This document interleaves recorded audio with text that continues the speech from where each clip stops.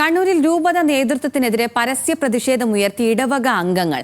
ഇടവകയുടെ ഭൂമി വിശ്വാസികൾ അറിയാതെ രൂപത നേതൃത്വം രഹസ്യമായി ദാനം ചെയ്തെന്നാണ് ആരോപണം. പ്രതിഷേധത്തിന്റെ ഭാഗമായി ആക്ഷൻ കൗൺസിൽ കണ്ണൂർ ബിഷപ്പ് ഹൌസിലേക്ക് മാർച്ച് നടത്തി. വെള്ളിക്കിൽ സെയിന്റ് തോമസ് ദേവാലയ പരിധിയിലുള്ള 10 സെന്റ് ഭൂമി വില്ലേജ് ഓഫീസ് നിർമ്മാണത്തിന് കണ്ണൂർ രൂപത ദാനം ചെയ്തുവെന്ന വാർത്തയ്ക്ക് പിന്നാലെയാണ് വിശ്വാസികൾ പ്രതിഷേധവുമായി രംഗത്തെത്തിയത്. ദേവാലയവുമായി ബന്ധപ്പെട്ട് അടിസ്ഥാന സൗകര്യ വികസനം ഉൾപ്പെടെ ഒരു കാര്യത്തിലും ശ്രദ്ധിക്കാത്ത രൂപതാ നേതൃത്വം തങ്ങളുടെ അറിവില്ലാതെ ഇടവകയുടെ പരിധിയിലെ ഭൂമി വില്ലേജ് ഓഫീസ് നിർമ്മാണത്തിന് സൗജന്യമായി വിട്ടു നൽകിയെന്നാണ് പരാതി. അതായത് ഇടവകയുടെ ഒരു പൊതു ഭരണസമിതിയാണ് പാരിഷ് കൗൺസിൽ എന്നത്. അതായത് ഇടവക വികാരി കഴിഞ്ഞാൽ അടുത്തത് അറിയേണ്ടത് പാരിഷ് കൗൺസിലാണ്. ഇടവകയിലെ എന്ത് കാര്യങ്ങളും അവരറിഞ്ഞ് ചെയ്യണമെന്നാണ് ഞങ്ങളെ രൂപത ഇതിനു മുമ്പ് പഠിപ്പിച്ചിട്ടുള്ളത്. ഈ കാര്യം മാത്രം നമ്മളെ അറിയിക്കാതെ ഒരു മാധ്യമത്തിലൂടെയാണ് നമ്മൾ അതിൻ്റെ പേപ്പർ കട്ടിങ് അറിയുന്നത്.